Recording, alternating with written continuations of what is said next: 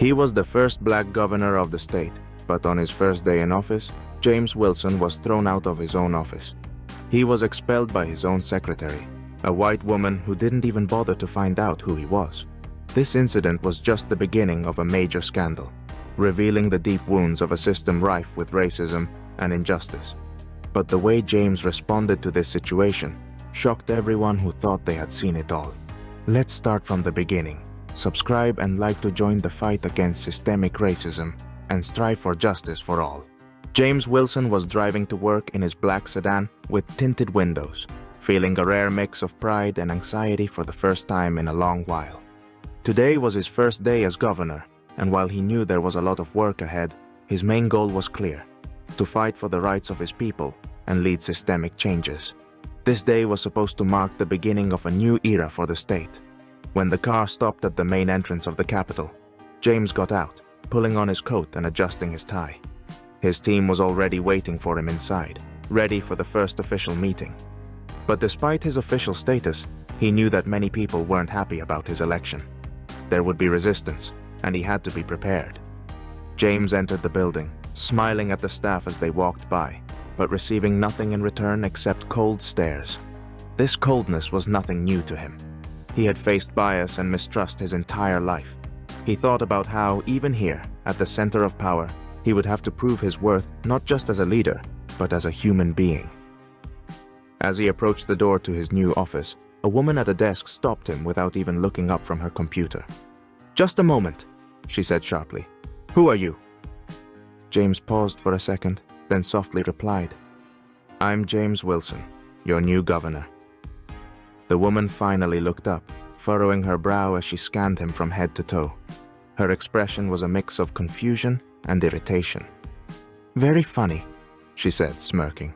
"The governor is in an important meeting right now. If you have business, see someone else." James sighed, realizing that the situation needed some clarification. "No, you misunderstand. I really am the governor. I was elected a few weeks ago. Today is my first day." The woman, whom James now recalled from the staff dossier as Madeline, wasn't having it. She stood up from her desk, folding her arms across her chest, and called for security. "Security!" she shouted loudly. "This man is here by mistake!" James didn't even have a chance to speak as two security guards approached him. One of them roughly grabbed his arm, and they started pulling him out of the building, ignoring all his attempts to explain himself. The words stuck in his throat. He wasn't given a chance to say anything. The whole scene felt absurd.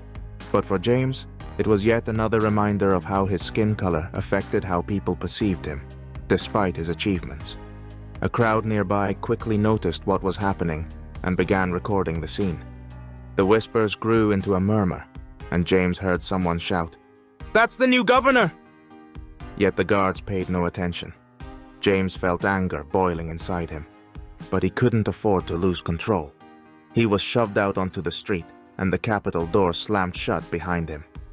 James stood in front of the closed Capitol doors, his heart pounding with humiliation and anger. The crowd on the street continued to gather, people shouting surprised and outraged remarks, and several cell phones continued to record the event. He quickly glanced at his car, but decided not to leave. This was his place, his office, and he wasn't going to back down. Something needs to be done about this, he thought, pulling his phone out of his pocket. He dialed the number of his senior advisor, Marianne, who was already waiting for him inside. She answered almost immediately. "James, where are you? We've already started the prep and are waiting for you in the office." James took a deep breath, keeping the anger out of his voice. "They're not letting me in. My secretary called security, and I was literally thrown out onto the street." There was silence on the other end. Then Marianne sharply asked, "What do you mean? They threw you out? Where are you right now?" "Right in front of the building," he replied. "The situation has gotten out of hand, but I'm not backing down." Marianne promised to handle the situation immediately and hung up.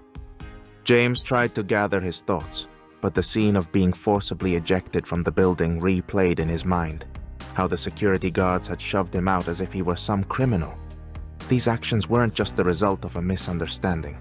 They reflected the depth of systemic racism that continued to permeate even the highest levels of power. After a few minutes, the Capitol doors opened again.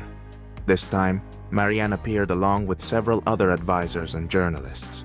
She quickly walked toward him, followed by a stream of cameras. "Apologies for the misunderstanding, Governor Wilson," she said loudly, emphasizing his title for those around them. "We will deal with this incident immediately." Cameras flashed, journalists shouted questions, and James realized that this situation had already escalated beyond a simple mistake. It had become a symbol of the very thing he had been fighting against his entire life, and now far more people were watching than just the crowd outside. As he re-entered the building, the swarm of journalists followed, demanding comments. James paused, turned to them, and said, "This incident is just one example of what Black people face daily. It shows how deeply bias is ingrained in our system. As governor, I'm committed to ensuring that such situations never happen to anyone again." His voice was firm and resolute. Inside, Marianne was already working to resolve the situation. She found Madeline, who sat at her desk, trying to ignore what had just happened. "What on earth just happened?" Marianne demanded, her anger barely concealed. Madeline merely shrugged. "I thought he was some imposter. He didn't have an ID, and he looked suspicious." Marianne leaned in closer to her. "You threw out the governor, the first Black governor of our state. Do you understand what you've done?" Madeline, realizing the gravity of the situation, went pale. She hadn't thought her actions could lead to such consequences. To her, it was simply a case of following the rules. But now she understood that she had become a symbol of the racial bias at the root of the problem in their society. News of the incident spread like wildfire. Headlines read, "First Black governor kicked out of his own office," "Racist incident at the Capitol," and "Capitol secretary fails to recognize governor." Social media buzzed with comments and videos showing James being roughly escorted out of the building. The incident went viral, sparking outrage across the state and beyond. James tried to focus on his work. The first meeting with his advisors had begun in his office, but his phone wouldn't stop ringing. Journalists demanded comments, public figures called with messages of support, and his supporters urged immediate action. James knew that this wasn't just a coincidence. This incident had exposed deep-seated problems that he planned to tackle in his new role. Despite the pressure, James calmly continued discussing reform plans with his team. He didn't let the incident distract him from his work, but inside, he was burning with indignation. He understood that this wasn't just a misunderstanding, but a direct reflection of the racial bias that permeated even the highest echelons of power. It was a system he now had to work within, and one he intended to change. The situation continued to escalate, and soon civil rights activists reached out to him. They organized protests outside the Capitol, demanding justice and condemning systemic racism. Signs that read, "The governor deserves respect," and "End racism," filled the streets around the building. The crowd grew by the hour, and the police tried to keep the situation under control, though they themselves were part of the problem. Meanwhile, Madeline was going through her own personal storm. The video of her had become the central focus of discussions. She was criticized not only by the media, but also by her colleagues. In the office, people started whispering behind her back. Her actions had become a symbol of racial bias and the disregard for the accomplishments of Black citizens, regardless of their status. Madeline sat at her desk, nervously scrolling through social media comments. Many people didn't know her name, but they recognized her face. She realized that her career was on the line. She wasn't an outright racist, but her actions and words had become a reflection of the system she hadn't even realized she was part of until now. The realization that she had become part of the problem hit her hard and unexpectedly. In the meantime, James called an emergency meeting with key figures in his administration. He knew something had to be done. This incident had given him a platform to not only talk about racism, but to take real action. He was going to use this to his advantage. "We can't ignore what happened," James said, looking at his advisors. "This incident showed that even within the system I now lead, there's still room for bias and discrimination. We have to be the first to initiate these changes." He proposed a new plan for reforms in the state government, aimed at combating systemic racism and bias. The plan included mandatory training for all government employees, including security guards and secretaries, on racial equality and inclusivity. He also proposed creating an independent body that would monitor cases of discrimination and racism at all levels of government. His advisors supported the initiative, understanding that this was not just a response to the incident, but a long overdue step forward for the entire system. James understood that these reforms wouldn't change everything overnight, but it was an important step in the long journey toward justice. The situation continued to build.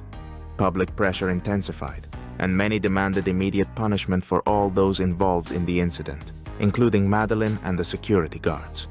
However, James was reluctant to make hasty decisions. He knew it was important not only to correct the mistake, but to figure out how to turn this incident into a lesson for everyone. The internal tension reached its peak.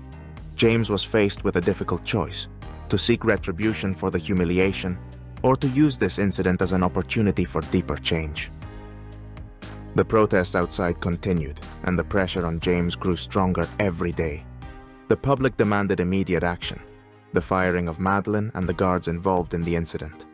But James knew that this step would only temporarily appease the crowd without addressing the root of the problem. The next day, James invited Madeline to his office.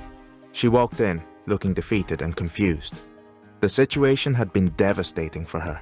Her reputation was tarnished, and her career prospects were in jeopardy. She didn't even dare hope for forgiveness. "Madeline, have a seat," James began, gesturing to the chair across from his desk. His voice was calm but firm. She sat down, keeping her eyes lowered, feeling the full weight of her mistakes. "I'm not going to fire you right now," he continued, and for a moment, she looked up in surprise. "But I want you to understand that you became part of a problem that's much bigger than just this incident. Racism isn't just about offensive words or actions. It's a system of bias that permeates all levels of our society, even positions like yours." Madeline nodded, unsure of what to say. She felt like she was on the verge of collapse, but his words seemed to reach her. "Your actions showed how easily bias can affect what we do, even if we're not aware of it. But I don't believe that punishing you with dismissal will solve the problem. We need to learn and change. I'm going to offer you the opportunity to take courses on racial equality and inclusivity. This will help you better understand how bias can manifest in the most unexpected ways," James said. Madeline lowered her head and exhaled, tears welling up in her eyes. She had expected harsh punishment, but was instead given a chance for redemption and understanding. "Thank you, Governor," she said quietly. "I really didn't realize I was becoming part of the problem. I'll do my best to change that." James nodded, knowing that she was sincerely remorseful. He knew that transforming people was a long process, and this step was just the beginning for Madeline. But the most important thing was that the system could only start changing from moments like this, moments of realization. After this conversation, James summoned the guards involved in the incident and had a similar discussion with them. They too were given the opportunity to undergo training to better understand their role in creating a safe and inclusive space for all citizens. But this wasn't just a personal victory for James. His new reforms to combat racial discrimination and bias in government institutions began to gain momentum. His plan included mandatory courses for all government employees, the development of programs to monitor discrimination, and the creation of a special committee to deal with cases of racial bias at all levels of government. This initiative quickly gained support among his followers and activists. However, despite the success, James knew that the road ahead was still long. This incident was just one of many examples, and the fight against racism was much broader than just his office. But he also understood that he had made an important step, not just for himself, but for all those who were watching his actions and who lived with the same biases and injustices. Gradually, public attention to the incident began to fade, but the consequences remained. People started to realize that the problem ran deeper than a simple misunderstanding. It was a reflection of an entire system that needed change. Madeline, having undergone training and realizing her mistakes, began actively working on herself and helping to implement new programs in the governor's office. Her example became a testament to the fact that people can change if given the opportunity and the right tools. For James, this incident served as a reminder that every step toward justice is a struggle, but one victory can lead to a chain of significant changes. In the end, this incident gave him not only a lesson, but also a greater understanding that his mission was just beginning.